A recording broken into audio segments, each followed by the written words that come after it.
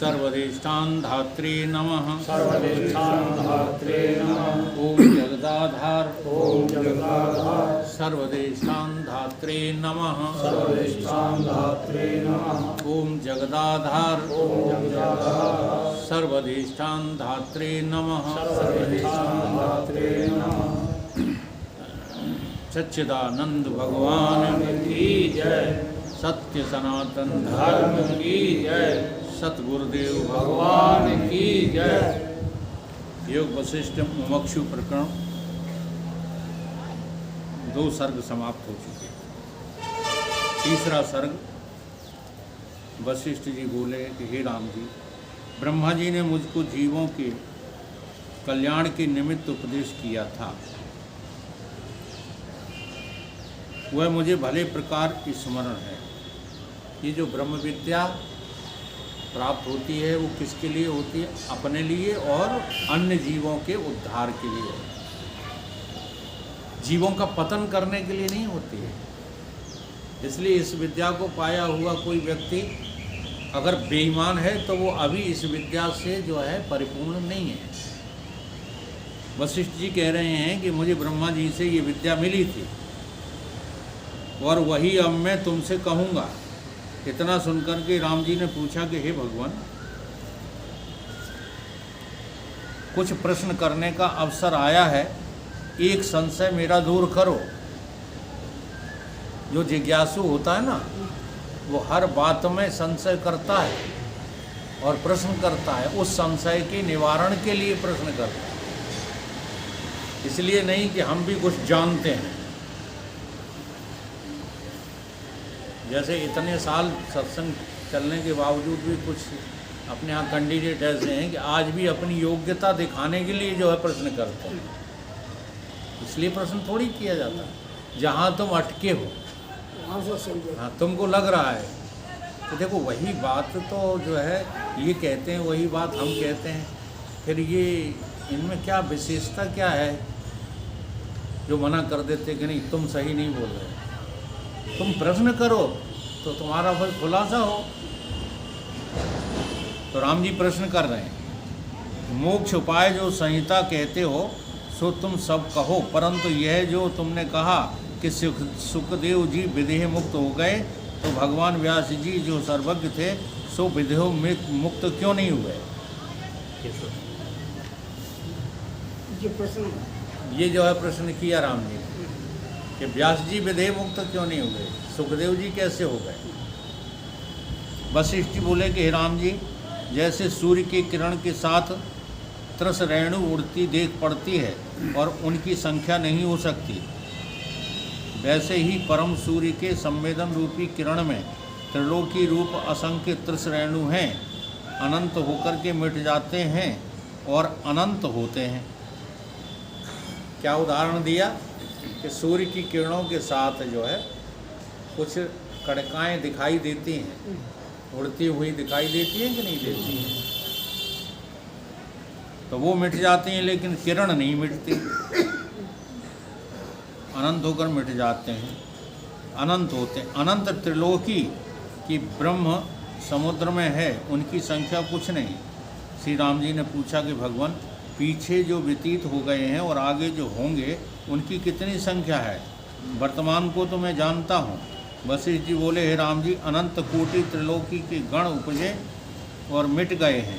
कितने ही होते हैं और कितने ही होंगे, इनकी कोई संख्या नहीं है, क्योंकि जीव तो असंख्य हैं और जीव जीव प्रति अपनी अपनी सृष्टि है। जीव कैसे हैं? अनंत है। अनंत का मतलब संख्या नहीं, अनंत का मतलब है कि जो चीज़ जो है गिनी ही ना जा सके, जिसको कोई गिनने में ना आ सके, वो अनंत होती है। जीव अनेक, एक श्रीकंठ, जो गिनने में आ जाए उसे अनंत नहीं कहते। जैसे मनुष्य की संख्या कितनी हो गई है भारतवर्ष में? अनंत। अनंत नहीं है, गिनती में 140 करोड़। विश्व की जनसंख्या गिनती में है, तो ये अनंत नहीं है। तो अनंत क्या है? सभी समस्त जीव प्राणी अनंत है। मनुष्यों को तो तुम गिनते रहते हो, जरा पशु पक्षियों गिन के दिखाओ, वृक्षों को गिन के दिखाओ।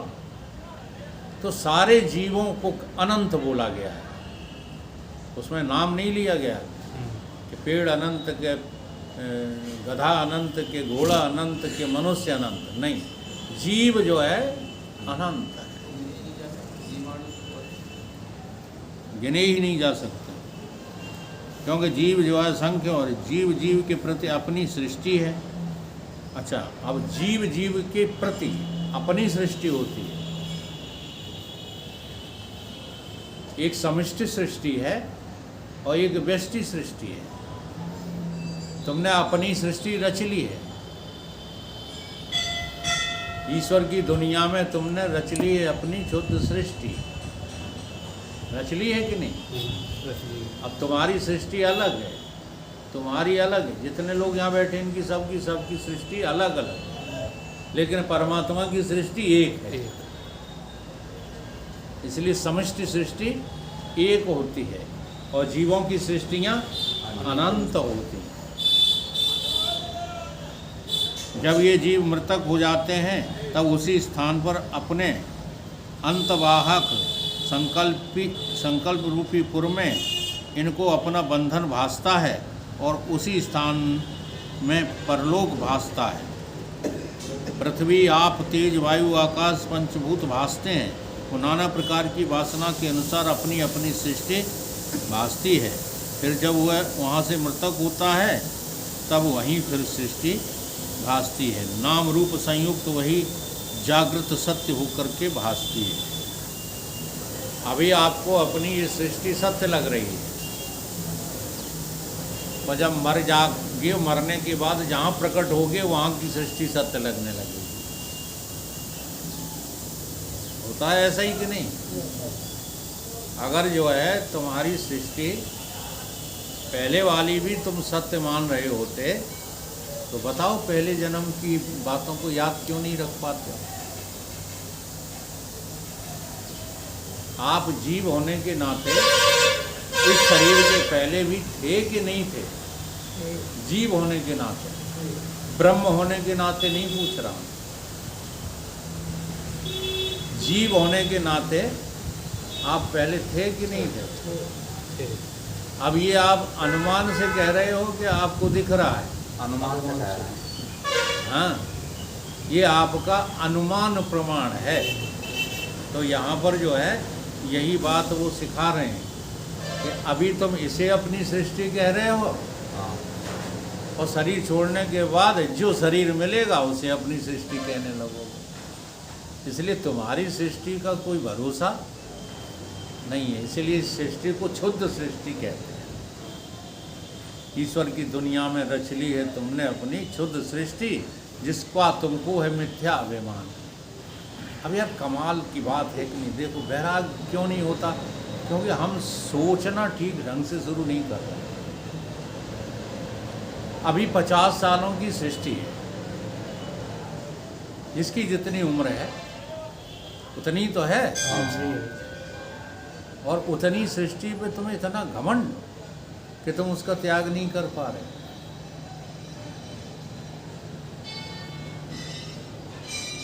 तुम अनादि हो, अनंत हो, जीव रूप से अनादि अनंत हो, परंतु तुम इतनी सी सृष्टि पकड़े बैठे हो।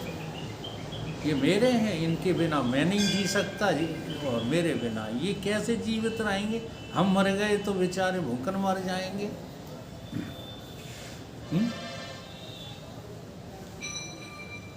फिर कैसे जो है समझदार लोगों ने कलेक्टर जैसे पद पर लात मार दी,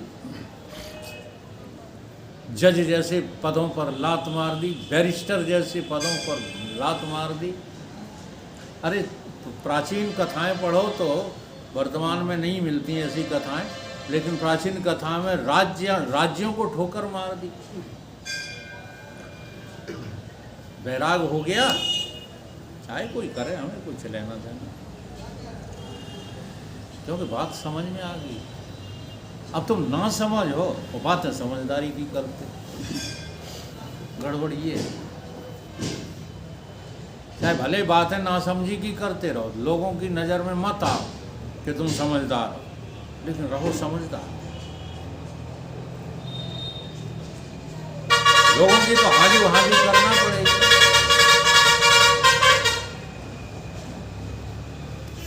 लेकिन जहाँ सिद्धांत की बात आ जाए वहाँ कड़क रहा करो। सिद्धांत में ढीले न रहो, व्यवहार में बने रहो। व्यवहार में ढीले रहने से कोई फर्क नहीं पड़ता है। सिद्धांत का जो जैसा है, सिद्धांत का पूरा सिद्धांत का मतलब ये है कि तुम जीव हो, अभी तुम ब्रह्म नहीं हो, तुम जीव हो, ये तुम स्वीकार करो, देह नहीं हो। अभी अभी एक घटना मेरे सामने आई है, शिकायत आई है, अभी जब वो सामने आएंगे तब उनको समझाएंगे कि देखो व्यवहारिकता में कभी कभी जो है सिद्धांत को, अपने सिद्धांत को मानते हुए व्यवहारिकता निभाई जाती है, अंधर भसोटा नहीं। अभी कहीं जो है मेहतरों के यहाँ रामायण हो रही थी, तो वो लोग चले गए, कहाँ के हैं, खुर्द के, खुर्द के 2-3 लोग हैं, वहाँ रामायण पढ़ने चले गए। तो गांव वालों ने उनका बहिष्कार कर दिया कि तुम मेहतरों के यहाँ पढ़ने क्यों गए। यद्यपि उन्होंने कोई गलत काम नहीं किया, रामायण पढ़ने का अधिकार जीव मात्र को है, रामायण समझने का अधिकार जीव मात्र को है। लेकिन वो रामायण क्या समझने के लिए पढ़ी जा रही थी? अखंड रामायण समझने के लिए पढ़ी जाती है। तो जो चीज़ समझने समझाने के लिए नहीं पढ़ी जाती वो व्यवहार होता है, वो परमार्थ नहीं होता। इसलिए उसको तुम व्यवहार मान के त्याग सकते हो। व्यवहार सम नहीं हो सकता। व्यवहार सम करने के चक्कर में लोग जो है जाने क्या क्या बेवकूफ़ियाँ कर बैठते हैं। अब पढ़ने जाओगे तो भंडारा भी खाना पड़ेगा, हैं? अब भंडारा खाओगे तो फिर पतन रखा ही है तुम्हारा। तो पहले से ही सोच विचार करके चलो। हमने मेहतर को भी वेदांत समझाया है, हमने गांजा पीने वालों को भी वेदांत समझाया है। जब हम गांजा पीने वालों के बीच में बैठते थे, हाँ, इतनी भीड़ हो जाती थी जितनी आप लोगों की हो रही। इससे ज़्यादा असल में हमारे यहाँ भीड़ है ही नहीं है। यहाँ भी वो अर्जुन आते थे, फिर मौका करोगे तुम गए नहीं थे, तो हाँ, वो आना बंद वो रूठ गए। तो हम इतने बुद्धू तो नहीं है, तुमने हमारी बात को ठीक से समझा ही नहीं। हमारा जीव जीव का अभेद है। जी हाँ, अभी व्यवहार में हम देह देह का अभेद नहीं कर सकते।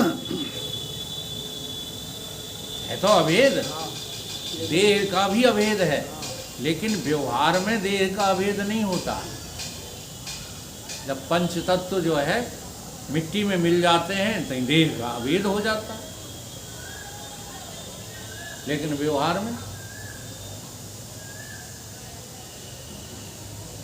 में कैसे अभेद करोगे, बता दो। नहीं। तुम यदि कुशवाहा के यहाँ जन्मे हो तो ब्राह्मणों के यहाँ शादी करोगे, खुद अच्छा ना हो जाएगी, चाहे जितने बड़े तुम ब्रह्मज्ञानी बने रहना। तो इस बात को ठीक से समझना है। अब बिना समझे जो है लोग वेदांत झोंकने लगते हैं। साथ खाने का नाम वेदांत नहीं है, साथ में लेटने का नाम वेदांत नहीं है, सम व्यवहार करने का नाम वेदांत नहीं है, सम दर्शन का नाम वेदांत है। सम दर्शन करते हुए व्यवहार करो। ठीक है, उन्होंने बुलाया था, तुम स्वीकार कर लेते और फिर किसी भी बहाने चले जाते, लेकिन पढ़ते नहीं, चले आते। कभी कभी जो है इस पवित्रता को रखने के लिए ज्ञानी को मिथ्या विपदेशन करना पड़ता। मैंने देखा अपने योग पुरुष जी को। एक बार एक हरिजन के यहाँ, हम नाम नहीं बताएंगे, भोजन हुआ, भोजन हुआ तो बाकी तो सब सदुआ खाया है, केवल हमने भोजन नहीं किया था, और भी 2-4 लोगों ने नहीं किया होगा, उनने कौन सी दृष्टि से नहीं किया ये हमें पता नहीं। लेकिन महाराज जी ने कहा आज मेरा व्रत है। महाराज जी ने क्या कहा? आज मेरा व्रत है। तो बोले महाराज केला ले आऊँ, फल ले आऊँ? तो फल खा लिए उन्होंने, भोजन नहीं किया। ऐसे ही हमारे गुरुदेव करते थे, जहाँ उन्हें भोजन नहीं करना होता था वहाँ वो मिथ्या विपदेशन करके उपासे हो जाते। महात्मा गांधी भी यही करते थे। महात्मा गांधी जगह जगह घर घर भोजन नहीं करते थे, परंतु ये जो है विशेष युक्ति शास्त्रों की सब लोग नहीं जानते। वो ये जानते संग खाने का नाम अभेद है। उसके विषय में तो हम यहाँ तक जो है निर्देश देते रहते हैं कि अगर तुम स्वस्थ रहना चाहते हो, अगर तुम मर्यादा से रहना चाहते हो, तो अपने पत्नी के साथ भी बैठकर भोजन मत करना। समझ में आ रही बात? भाई भाई के साथ बैठकर के भोजन मत करना। साथ बैठ करने का मतलब समझ में आ रहा है? एक थाली एक थाली में भोजन मत करना, क्योंकि शास्त्र निषेध करते हैं इसका। चरक संहिता जो है इसी पर पूरी लिखी गई है। ये बीमारियों का आदान प्रदान कैसे होता है? संग लेटने से, संग खाने से, साथ जो है चलने से। बताते हैं चलते समय भी दूरी कम से कम 2-3 फुट की होना चाहिए। साथ साथ चले जा रहे हो ना, घूमने जाते हो तो ऐसे कन्हा से कन्हा, आजकल यार दोस्त कन्हा में कन्हा डाल लिया, मुंह से मुंह लगाए चले जा रहे हैं। ये गंदी बातें हैं, इनका शास्त्रों में निषेध। फिर जब वहाँ से मृतक होता है तो फिर सृष्टि भासती है। अब वहाँ दूसरी सृष्टि भासने लगी, ये वाली सृष्टि भूल गए। और ईश्वर ऐसा नहीं है कि एक सृष्टि बना करके फिर दूसरी बनाए और पहली वाली को भूल जाए। तो तुम में ईश्वर में यही भेद है। इसलिए ईश्वर महान है और तुम निकृष्ट हो।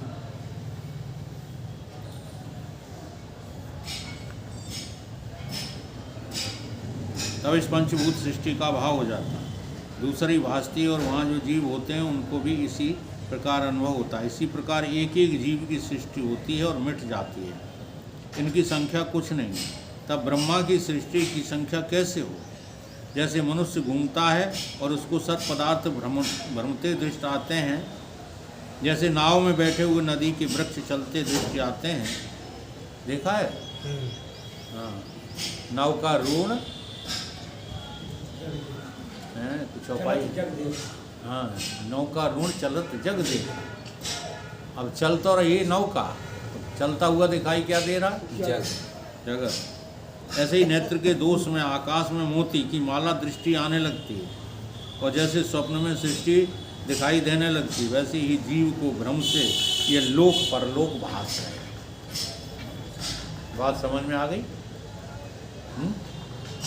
जैसे बालक भ्रमय न भ्रमय गृहादि, बालक घूमता है तो घर घूमता हुआ दिखाई देता है। ट्रेन में बैठे हो, ट्रेन चलती है तो हमें सब पेड़ पौधे चलते दिखाई देते। ये सब कैसे? भ्रम से हो रहा है। ठीक है? ऐसे ही जीव को भी भ्रम से ये तमाम सृष्टियाँ, लोक परलोक में आना जाना, स्वर्ग नरक, ये सब झूठा भास रहा है। इसमें सत्यता बिल्कुल है नहीं। न कोई जन्मता है, न कोई मरता है, न कोई सोता है, न कोई जगता है। अब बोलो इसे कैसे मिटाओगे? रोज सो जाते हो रात को, हैं? अच्छा, रोज सो जाते हो, इसको सही मानोगे कि हम तुमसे कहते हैं कि तुम सोते ही नहीं हो? इस वाक्य को सही मानोगे? रोज सो जाते हैं वो। तुम भले चुप बैठे रहो, तुम उसी को मान रहे हो। इतना वेदांत पढ़ते हो, लेकिन तुम्हारा सोना जगना बंद हो रहा है क्या? नहीं। तुम देख पा रहे हो कि हम नहीं सोते? हम नहीं जगते, हम नहीं स्वप्न देखते हैं? नहीं देख पा। सिद्ध कर पा रहे हो अपने आप में? केवल वेदांत की लकीरें सीख लें। अब नए आदमी को ये बात कह दो, फिर कह के समझाना बड़ा टेढ़ी थी। अब मुंह से तो निकल जाता है, क्योंकि वेदांत का प्रवचन करते रहते हैं। तो एक ने फ़ोन पे कहा कि फलानी की डेथ हो गई है, यहाँ बड़ा माहौल वैसा है। तो हमारे मुंह से निकल गया, हमने कही क्या माहौल की बात करते हैं आप, कोई मरता ही जीता नहीं है। हैं? कि मरे नहीं, हमने बिल्कुल नहीं मरे, समझाएंगे शाम को आकर के। अब कह तो दई हमने, लेकिन फिर हम सोचने लगे जिस आदमी ने वेदांत की पाठशाला अटेंड ही नहीं की है, उसको ये बात हम समझा कैसे पाएंगे। तो हम गए, चूँकि हमने कह दिया था हम आएंगे। अब हम गए उनके पास, तो हम इधर उधर की बातें करते रहे। मैंने कि टले तो टले ही जाए, तमाम बातों में उलझा दिया मैंने। डॉक्टर साहब हमारे होम्योपैथी के, अच्छा। अंत में उन्हें याद आई गई, तुमने वो बात कही थी, वो बताओ। तो मैंने कहा देखो बताए हम देते हैं, लेकिन आपको वो समझ में आ जाए, ये कोई अनिवार्य नहीं। फिर बताया जैसा कुछ बता पाए। यश तब ब्रह्मा की सृष्टि की संख्या कैसे हो? जैसे मनुष्य घूमता है, उसके सर्व पदार्थ भ्रमते दृष्ट आते हैं। जैसे नाव में बैठे हुए नदी के वृक्ष चलते दृष्ट आते हैं।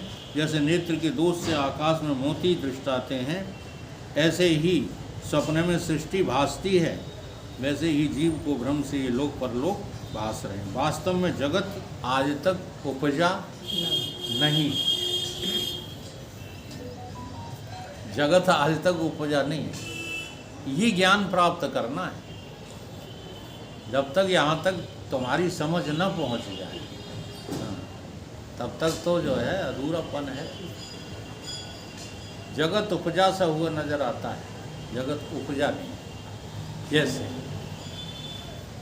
एक मिट्टी के पिंड से, मिट्टी का पिंड लेता है ना कुम्हार, फिर उस मिट्टी के पिंड से बर्तन उपजते हैं। यतो व ईमाने भूताने जायन्ते, वो एक मिट्टी से जगत उपजा, मिट्टी के पिंड से, है ना। घट उपजा, दीवला उपजा, सुराही उपजी, जो जो कुम्हार ने उपजाया वो उपजा। उपजा कि नहीं उपजा है? अब इनका जीवन व्यतीत हुआ, घड़े का, नाद का, सुराही का, ये कहाँ व्यतीत हुआ? उसी मिट्टी में कि कहीं अलग? अब इनका जो है नाश हो गया। जब नाश हुआ तो उसी मिट्टी में कि कहीं अलग? तो देखो, जब उपजे, जब ये बर्तन उपजे, तब उन बर्तनों में 100% क्या मिट्टी थी कि बर्तन भी था? विचार के लिए है ये दृष्टांत। क्या था? मिट्टी। हाँ, और जब वो जो है पानी पिला रहे थे, सामान रख रहे थे, तब 100% मिट्टी ही थी कि कोई था? मिट्टी। और फूट गए तब मिट्टी ही है, कोई कुछ और है? तो बताओ कब उपजे, कब जीवित रहे और कब मर गए? न उपजे, न जीवित रहे, न मर गए। केवल मिट्टी को भ्रम हो गया कि मैं बर्तन हूँ। मिट्टी को क्या हो गया? भ्रम। ऐसे ही हम लोगों को ये भ्रम हो गया है कि हम अनेक हो गए हैं, तो हम एक ही। इसलिए गीता, हाँ, प्रस्थानत्रय इसलिए उसका नाम है। गीता तुमको ये बता रही है कि तुम्हारा आज तक जन्म नहीं हुआ, न जायते, तुम कभी मरते नहीं हो, न म्रियते। अब चूंकि ये बात अर्जुन की समझ में नहीं आने वाली थी, न जायते म्रियते वा कदाचिन्नम, कह तो यहाँ तक दिया कि कदाचित भी तुम जन्मते मरते नहीं हो अर्जुन। कदाचिन्नम भूत्वा न भविता न भुआ, न वर्तमान में न पहले न आगे कभी जन्मोगे। परंतु फिर उन्होंने सोचा गुरुजी ने कि इसकी मति भ्रष्ट हो जाएगी, क्योंकि ये कहेगा कि अभी आगे कह ही दिया। आगे चल करके उसने वही प्रश्न किया है कि तुम तो अभी जन्मे हमारे साथ, और तुम क्या कह रहे हो कि ये ज्ञान पहले मैंने सूर्य को दिया, और सूर्य तो अनादि है। ये शंका बाद में हुई जागी, जब वहाँ बोल रहे थे तब नहीं हुई।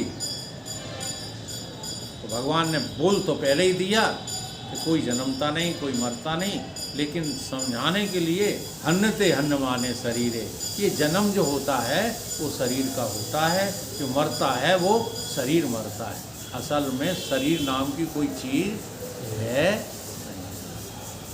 नहीं। यहाँ तक कि आपको यात्रा करनी है, वो शरीर बने रहते हो।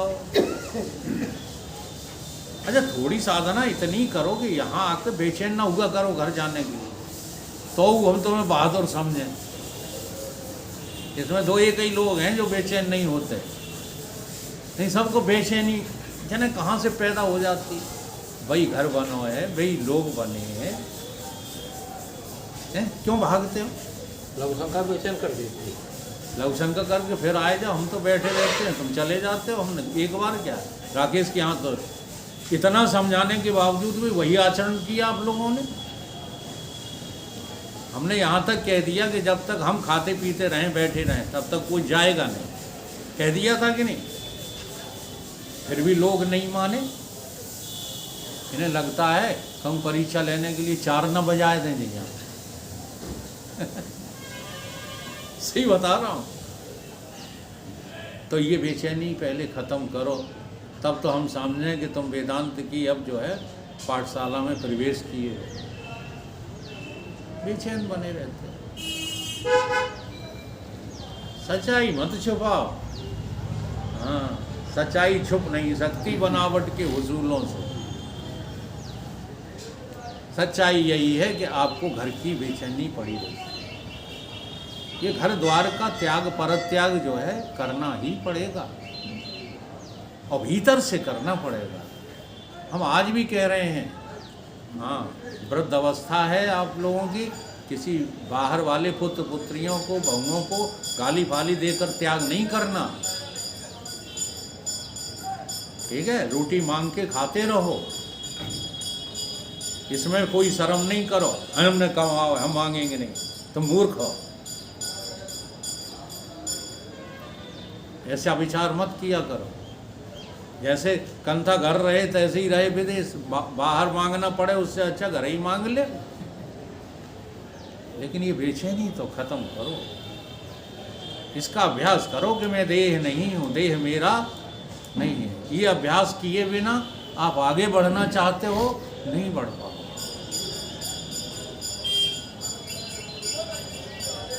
तो वैसे ही ये जीव जो है भ्रमित है, कहीं कोई आज तक उपजा नहीं है। एक अद्वैत परमात्मा ही परमात्मा है, और उसी का नाम आत्मा है। आत्मा सोई, उसमें द्वैत ब्रह्म अविद्या से भासता है। द्वैत ब्रह्म कैसे भास रहा है? अविद्या से।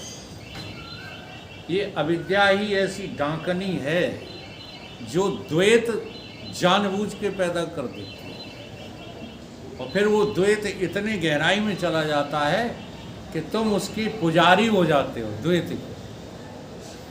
अद्वैत को कभी ख्याल ही नहीं लाते।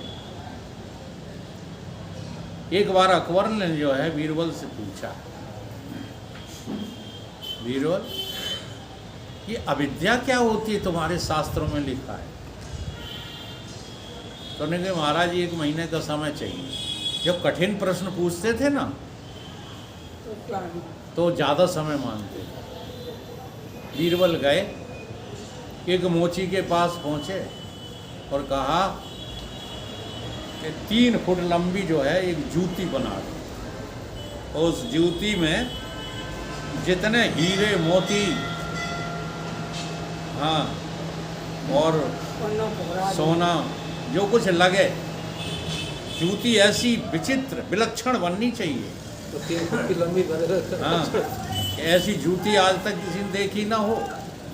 बना के तैयार कर दी युग्म, पूरा ज्योति का जोड़ा बना के तैयार। बीरबल गए और उन्होंने वो ज्योति जा कर के मस्जिद के आंगन में फेंक दी। अब वहाँ नमाज पढ़ने लोग आए, मौलाना वगैरह सभी ने देखी, तो जो ज्योति देखी तो बड़े आश्चर्य में आ गए। सारे जो है मोहम्मदन से इकट्ठे हो गए, ये क्या है? चमत्कार मस्जिद में, चमत्कार, यही तुम्हारे यहाँ हो रहा है, मुड़ क्या हिला रहे? जो मुसलमानों में हो रहा है वो हिंदुओं में हो रहा है। तो क्या किया करना चाहिए? सब समिति बैठी, उन्हें हो ना हो ये ज्योति खुदा की है। किसकी है? क्योंकि और किसी से नाप मिल ही नहीं रहा था। ना तो इतना लंबा पैर किसी जानवर का है, हाथी का भी गोल होता है, लंबा नहीं होता। तो खुदा की ज्योति समझकर मजार पे रख दिया उसको, और उसको जो है इबादत करने लगे, ज्योति की इबादत होने लगी। शुरू हो गई, जो आए सो इबादत करे। बादशाह ने भी सुना कि खुदा की ज्योति प्रकट हुई है, उसकी चलो इबादत कराएं। चल के सेना के साथ आए, इबादत की उन्होंने। किसने? अकबर बादशाह ने। उसी समय जो है बीरबल को बुला भेजा कि बीरबल को भी बुलाओ, खुदा की ज्योति की इबादत करें आज। बीरबल आए, वहाँ गए, लेकिन ज्योति जो है अपनी धोती में पीछे घुर्स के ले गए, दूसरी वाली एक ही फेंकी थी, एक अपने पास। अकबर बादशाह ने कहा इबादत करो, खुदा की ज्योति है। उन्होंने कहा खुदा की ज्योति लगती होगी तुम्हें, हाँ, हम नहीं ऐसी ज्योति फूतियों की इबादत करते हैं। उन्होंने कहा बीरबल फांसी पर लटका दूंगा। उन्होंने कहा चाहे जहाँ लटका दो, जो चीज़ है ही नहीं उसको तुम है समझ करके पूजा कर रहे हो, मैं तो नहीं करूँगा। उन्होंने कहा यदि खुदा की ज्योति नहीं है तो इसकी दूसरी ज्योति होना चाहिए। अकबर बोला अगर खुदा की नहीं है तो इसकी जूता जोड़ का तो होना चाहिए। उनके बिल्कुल महाराज होना चाहिए। तो कहीं कहाँ है? कहीं ये रहा हमारे पास, और कहाँ है? इसी का नाम अविद्या। अविद्या क्या करती है? भ्रम नहीं पैदा करती। जो पूजने योग्य है ही नहीं उसी की पूजा करवाती है। रुपया पूजने योग्य है, लगे हो पूजा में कि नहीं?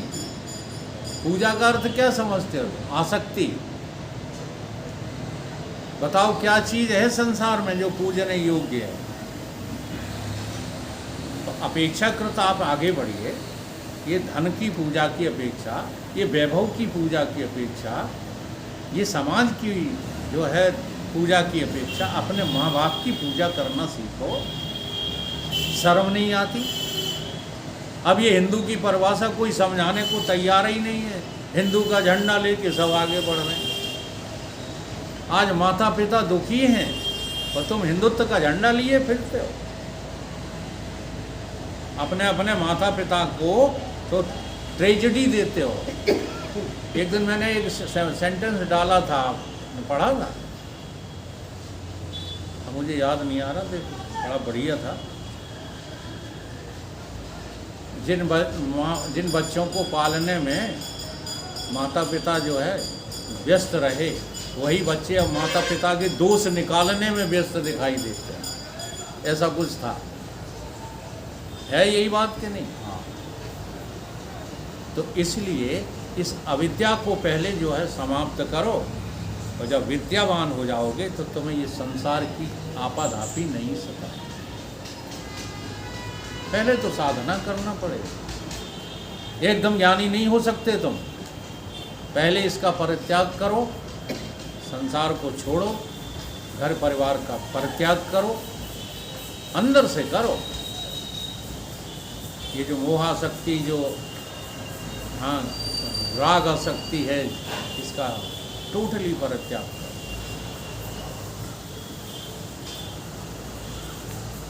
जैसे बालक को अपनी परछाई में बेताल भासता और भय पाता है, वैसे ही अज्ञानी को कल्पना जगत रूप होकर भासती है।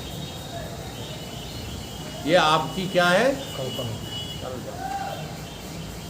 जगत कल्पित है, लगता है? नहीं लगता। हाँ जी, सिवाय कल्पना के कुछ नहीं है। बार बार उदाहरण जो है सपने का है। सपने में तुमने जो है पूरा जगत खड़ा कर लिया था कि नहीं कर लिया था? तो वही जगत तो तुम जागृत में खड़ा किए हुए, कोई दूसरा थोड़ा ही है। सपने होय भिखार नृप, रंक नागपत होय जागे लाभ नहान कछ तिम प्रपंच जिए जो। इसलिए शास्त्र भी जो है वहाँ पर बोलना चाहिए जहाँ सिद्ध हो जाए। आजकल लोग शास्त्र बोलने में लगे रहते हैं, सिद्ध विद्ध कुछ उल्टे चल रहे हैं गीता के, तो पढ़ते कहाँ हैं गीता? आचरण क्या है? गीता के विरोध में। रामायण पढ़ते हैं, आचरण क्या है? रामायण के विरोध में। राम लक्ष्मण भरत शत्रुघ्न जैसे भाई आज नजर आते हैं कहीं? और पढ़ी हर घर में जा रही रामायण, तो ऐसी पढ़ाई से क्या फायदा है? ऐसी पढ़ाई से क्या फायदा जिसको आचरण में रत्ती भर भी नहीं उतार सको? ऐसी रामायण पढ़ने से क्या? आज भाई भाई को खाए जा रहा है, और पढ़ते क्या हैं रामायण?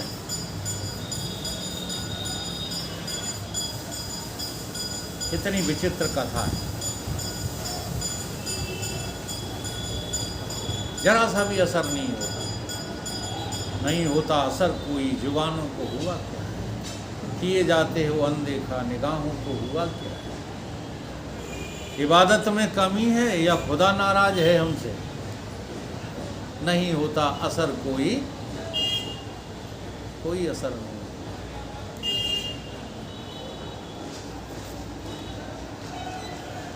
उनमें 10 एक आकर के, हाँ, हे राम जी, व्यास जी को 32 आकार से मैंने देखा है।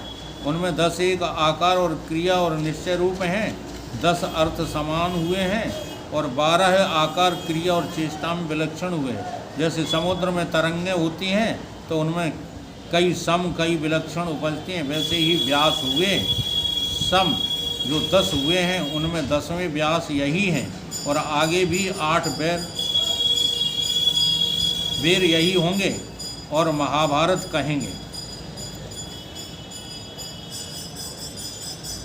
व्यास जी के संबंध में प्रश्न पूछा था तो उन्होंने कहा कि ऐसे जाने कितने व्यास हो चुके हैं, और ये 8वें नंबर के हैं। ये कैसे हैं? 8वें नंबर। अब इससे भी आगे जो है व्यास होंगे। व्यास का सीधा अर्थ है वाणी। जिसकी वाणी ब्रह्ममयी हो जाए सो व्यास। हर कोई गद्दी पर बैठ करके कथा सुनाने वाले व्यास नहीं है। व्यास कौन है? जिसकी वाणी ब्रह्ममयी हो, ब्रह्मनिष्ठा के अलावा और कोई दूसरी बात जिसकी वाणी पे आए नहीं, उसका नाम व्यास।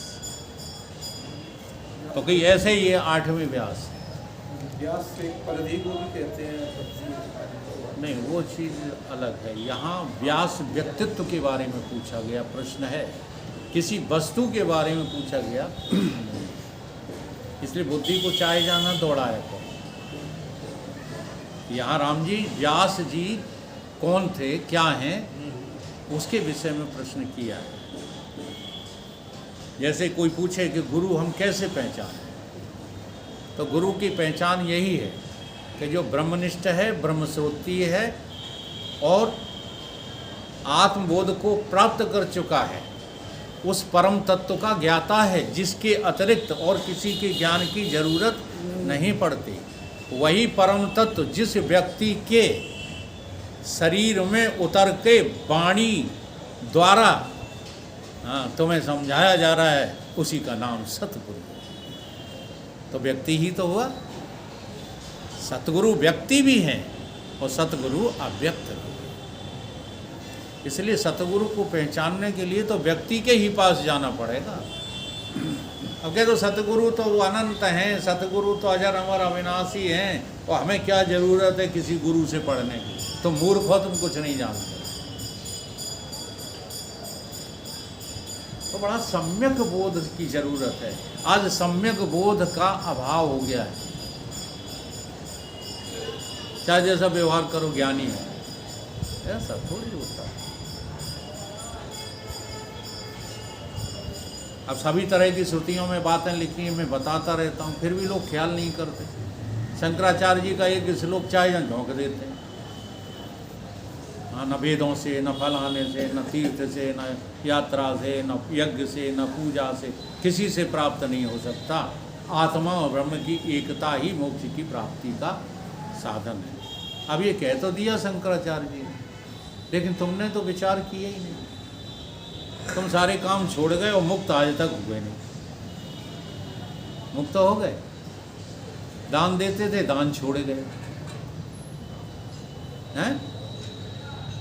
अब कोई प्रक्रिया ही नहीं चलती जहाँ दान इकट्ठा किया जाए।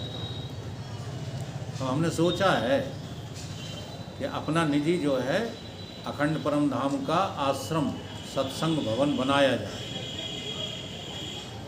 तब रखेंगे सब लोगों के सामने, फिर देखेंगे कौन कितना बड़ा वेदांती है। ठीक है, हैं? तुम पे कहा है, तुम मुड़े ला रहे हो। अभी अर्थ के नाम पर तुम पे कुछ है तो तुम क्या मुड़े ला रहे हो? श्रमदान करें। नहीं, श्रम को मानना। श्रमदान तो करेगा खैर। वैसे ही व्यास हुए हैं। नवी वेर ब्रह्मा होकर के विदेह मुक्त होंगे। हम और वाल्मीकि, भृगु और बृहस्पति का पिता अंगिरा इत्यादि भी विदेह मुक्त होवेंगे। हे राम जी, एक सम होते हैं और एक विलक्षण होते हैं। मनुष्य, देवता, तिर्यक आदि जीव कई बेर समान होते हैं और कितने भी बार विलक्षण होते हैं। ये देखा ही है। जीव जो है सामान्य भी होते हैं और विलक्षण भी होते हैं। कोई कोई जीव बड़ा विलक्षण होता है। कितने जीव समान आकार के आगे कुल क्रिया सहित होते हैं और कितने ही संकल्प से उड़ते फिरते हैं। आना जाना, जीना मरना स्वप्न भ्रम की भांति दिखता है, पर वास्तव में न कोई आता है, न जाता है, न जन्मता है, न मरता है। ये भ्रम अज्ञान से भासता है। विचार करने से कुछ भी नहीं भासता। जैसे कदली, अगर विचार करोगे ना तो ये सब नहीं भासेगा, लेकिन विचार नहीं करोगे तो भासेगा। विचार परम आवश्यक है। विचार के बिना जो है आपकी कोई भी बात आगे बढ़ नहीं सकती, ना व्यवहार की, ना परमार्थ की। बिना विचारे जो बकते रहते हैं वो मूर्ख होते हैं। मूर्ख आदमी चाहे कुछ बकता रहता है, और विचारक होगा वो चाहे कुछ नहीं बकेगा, वो विचार की बात करेगा। जैसे कदली का खम्भ बड़ा पुष्ट दिखता है, पर यदि खोल के देखो तो कुछ सार नहीं निकलता, वैसे ही जगत भ्रम अविचार से सिद्ध है। विचार करने पर कुछ भी जगत नहीं है। ये राम जी, जो पुरुष आत्मसत्ता में जगा है उसको द्वैत भ्रम नहीं भासता। वह आत्मदर्शी, सदा शांत आत्मा, परमानंद स्वरूप और इच्छा से रहित है। जैसे जीवन मुक्त को कोई चला नहीं सकता, वैसे ही व्यास देव जी को सदेह मुक्ति और विदेह मुक्ति की कुछ भी इच्छा नहीं है। वे तो अद्वैत रूप आपका ही स्वरूप हैं। आप अपना ही स्वरूप हैं। कौन? व्यास। व्यास को कोई जो है इधर उधर खींच के नहीं ले जा सकता। ये राम जी, ये नहीं कि 10 लाख दिखाई दे तो व्यास ने जो है यहाँ नहीं पढ़ने की बजाय कहाँ पढ़ा जहाँ 10 लाख मिल रहे हैं। ऐसे व्यास नहीं है। व्यास को कोई भी जो है चला नहीं सकता, वो तो अचल स्थिति है व्यास। हे राम जी, जीवन मुक्त को सर्वत्र सर्वात्मा पूर्ण भासता है। वह तो स्वरूप शांत स्वरूप अमृत से पूर्ण और निर्वाण में स्थित होता है। ओम पूर्णमदः पूर्णमिदं पूर्णात् पूर्णमुदच्यते पूर्णस्य पूर्णमादाय पूर्णमेवावशिष्यते। उस पूर्णता का नाम व्यास। बोलिए सतगुरुदेव।